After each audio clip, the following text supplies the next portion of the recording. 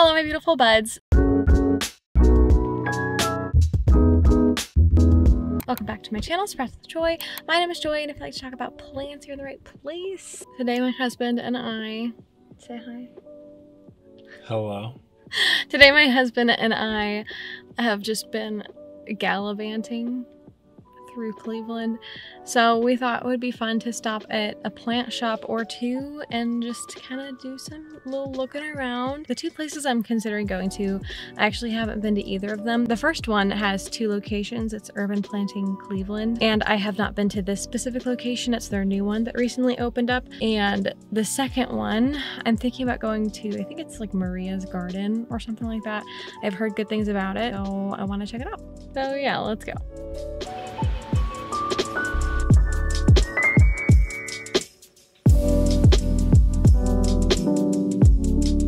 Upon entering the plant store, I was immediately attracted to their little cactus section. This one that I'm holding right now is a Stapelia, which I think is the same cactus that Wild Fern has. And they also had Huernia zerbinus, which I know Wild Fern also has, and I have been somewhat influenced by her to want these plants because they're so cute and I love seeing them in her collection. I was definitely very tempted by these. They also had an array of really colorful and beautiful pottery, and I was most attracted to this mushroom pot. I just thought it was the cutest thing ever.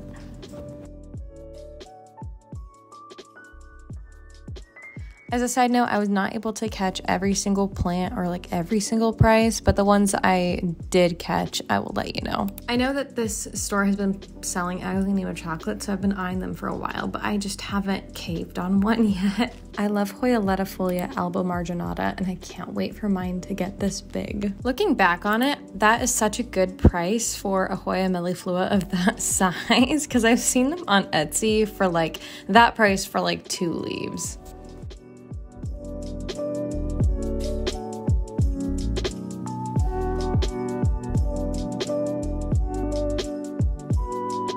I gotta say, I think Philodendron bipennifolium is terribly underrated.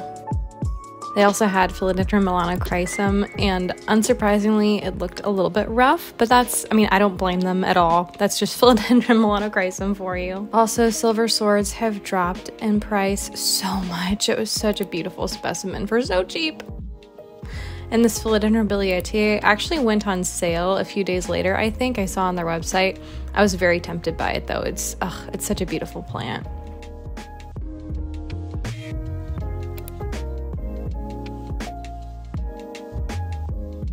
I really considered getting this anthurium. Like, looking back on this footage, I really regret not getting it.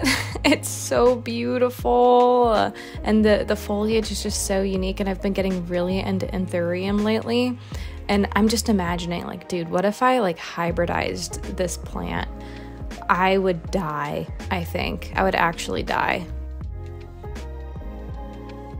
Also, I think another underrated philodendron is Philodendron mexicanum. I didn't realize that the backs of the leaves were dark or like reddish, like the Atabapoense. Oh my gosh.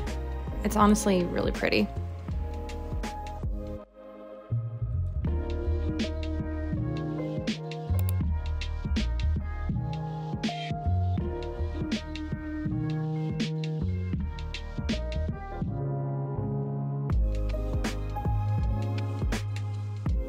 Okay, and I have not historically loved Sansevieria. It's been growing on me in general recently.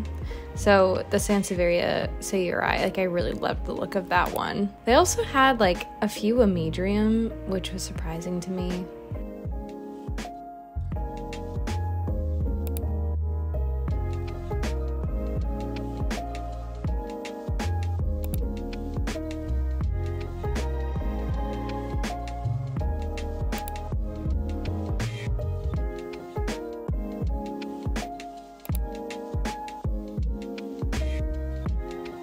Their Monstera elbow was on sale because of Earth Day, and I was also very tempted. But the price is still a little bit too steep. So I went on my way with the plants that I got. Don't worry, I'll do a haul at the end. And we saw a groundhog. And then I made my way to Maria Gardens, which I had never been to this place before. And when I walked in, I was immediately greeted with a bunch of rare and expensive plants, and I was very pleasantly surprised. They had a philodendron Florida Beauty for like $400. And I was like, dude, I wish I gotten like some better footage of it, but I just didn't. And they had some of these other plants that were really cool. Look at that. That's really pretty. Okay, Syngonium Strawberry Milk. I have one of these, but it does not look this gorgeous. I think I need to put it under higher light to get like these light creamy leaves, but oh my gosh, this just like gets me excited about my own plant and hoping that maybe someday I can get it to look like this, because this is breathtaking. They also had the Epipremnum pinnata marble plant, which I think is really quite trendy right now.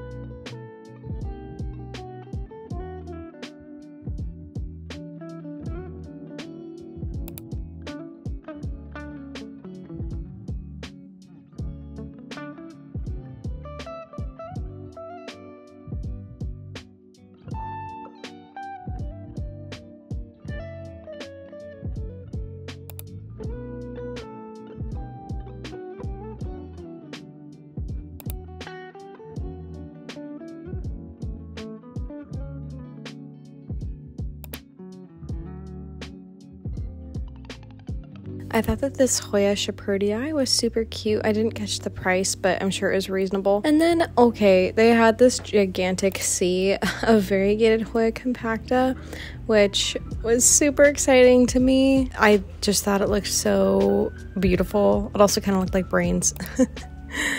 And they also had, of course, like regular green Hoya compacta.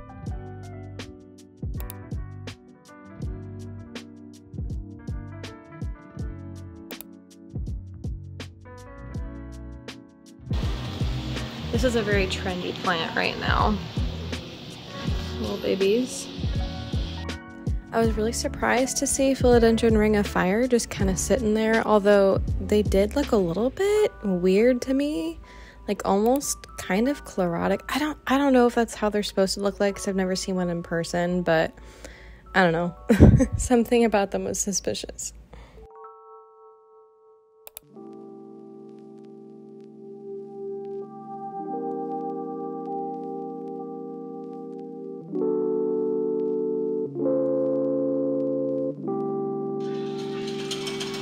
That was an Anthurium. Alocasia. Dang. It's very close though.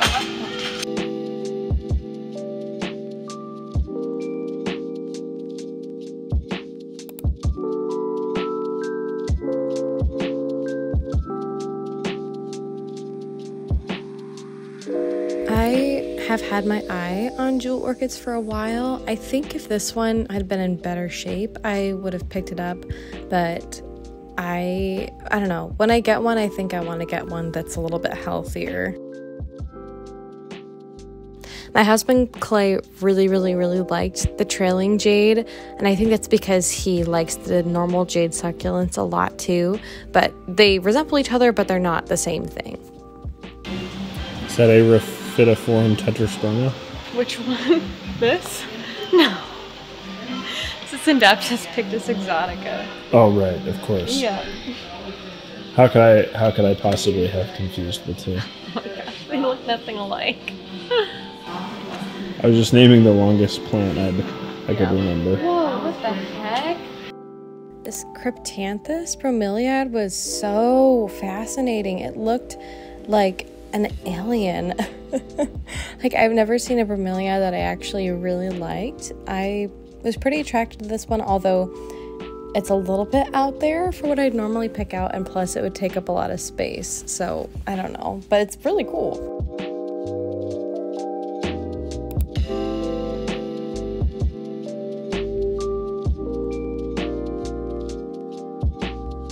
They had multiple massive Thai constellations that were kind of blowing my mind a little bit.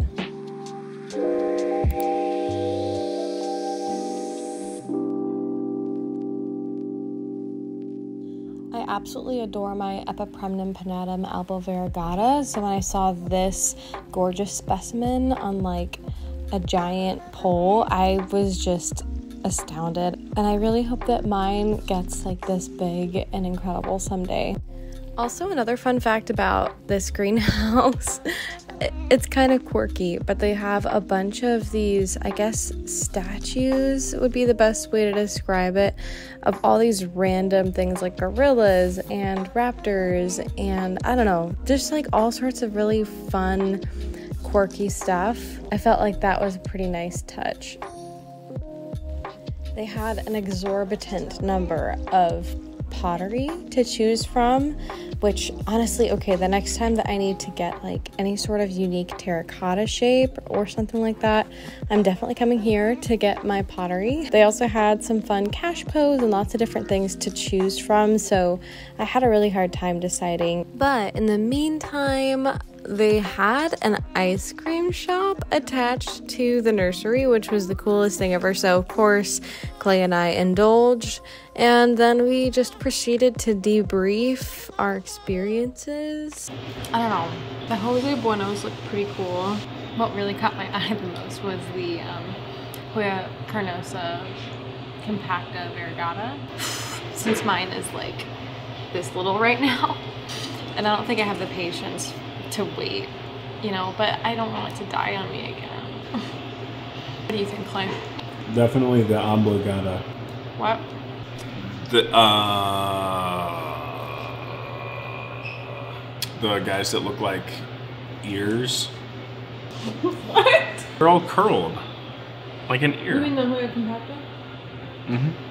I don't know that I really like them though. Do they make you feel uncomfortable? They don't make me feel uncomfortable. Are you sure about that? It's just weird. I like more traditionally...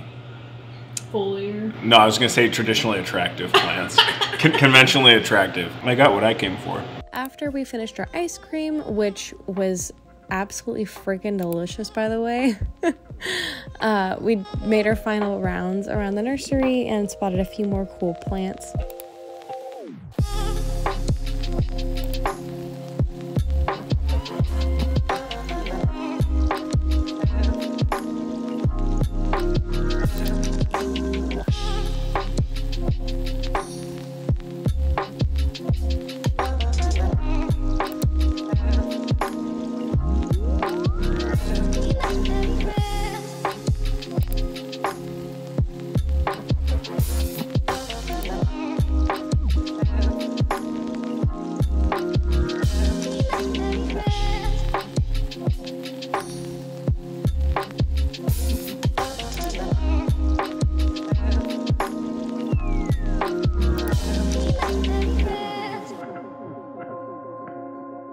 So I almost got one of the Hoya compacta variegatas, but I don't think that you can tell on camera. Looking up close at them, they had like these black dots and they didn't seem to be in the best shape to me personally. And given my negative experiences with this plant, I didn't really want to take the risk. Gross.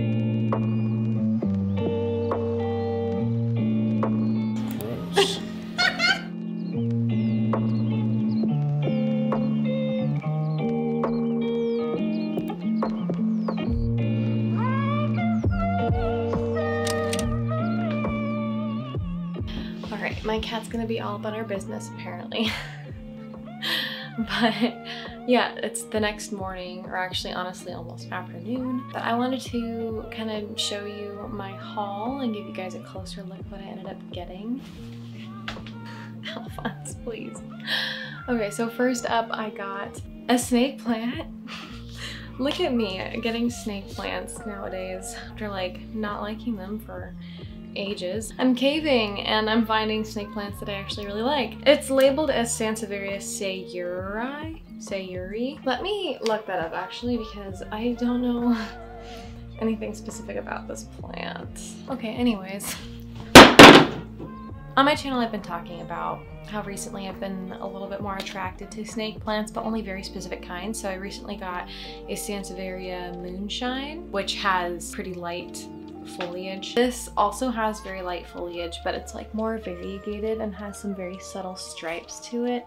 And even the margins of the leaf are slightly reddish. So I don't know if it's gonna pick up on camera or not, but I think it's a really beautiful plant. I also saw the Bantel Sensation at Maria Gardens, and I think I would have gotten that if I hadn't already literally just gotten this at the store before. But honestly, I really like both. I love the variegation on both. I think that they're both very attractive snake plants, but I wasn't about to purchase 2 snake plants in the same day. I'm pretty certain, like all Sansevieria, this has been reclassified to Dracaena trifasciata, but I'll probably just still refer to it as Sansevieria sayeri because then people know what I'm talking about. And the second plant that I got from Urban Planting Cleveland is this little Hawernia zebrina.